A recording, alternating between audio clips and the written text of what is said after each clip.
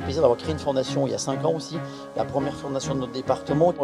30 à 40% des aliments qui sont fabriqués au niveau industriel aujourd'hui, qui ne sont pas consommés ou qui sont jetés dans nos poubelles. Je suis devenu un industriel du recyclage. Dans une décharge de la Côte d'Azur, on a trouvé 9000 tonnes de déchets toxiques, 9000 tonnes. Eh bien, cette entreprise, je ne comprends pas que son dirigeant ne soit pas aujourd'hui en prison. Business Angel avec un prisme, donc un focus qui est l'entrepreneuriat étudiant, investit son propre argent et son temps, son expérience aux côtés d'entrepreneurs qu'il va respecter. J'ai investi dans plusieurs sociétés parce que j'avais envie de redonner immédiatement. Ma vision était une vision entrepreneuriale et pas une vision financière. Quand on est le 11 septembre, je suis en fait à 15 jours d'un closing où on va me remettre un chèque de 200 000, pas euros, mais de 200 millions de francs. Et je suis dans la voiture et j'entends la première tour qui tombe, la deuxième tour qui tombe. Bon, j'ai vendu Promo Vacances pour 1 euro, j'ai vendu la maison de famille et l'histoire finit bien pour moi par une OPA avec un cours d'action à 38 euros. Et donc ça valorisait la boîte à 630 millions d'euros. Et on a un groupe de collaborateurs qui travaillent sur des projets visant à avoir à la fois une action sociale et puis une action environnementale aussi juste à côté de chez nous. On leur donne du temps, on leur donne de l'argent.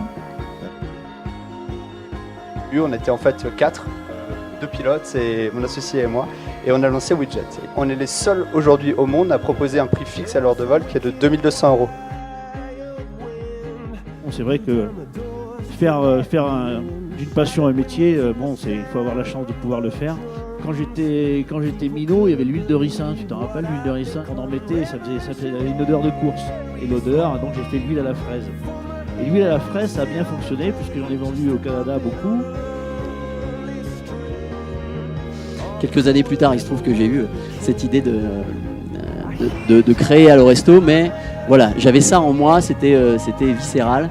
Je savais que je serais entrepreneur parce que... On croit que c'est la bonne idée parce que sinon on la ferait pas.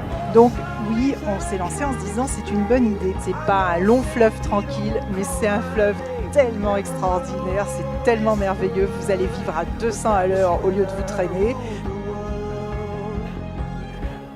Le Jabi faisait 80 millions d'euros en 2007 et quand je l'ai reprise début 2012, le chiffre d'affaires annoncé pour 2012 était de 20 millions. On s'est dit, on va montrer à tous ces détracteurs que les 130 ans de savoir-faire qui existent derrière le Jabi, on peut les ressusciter.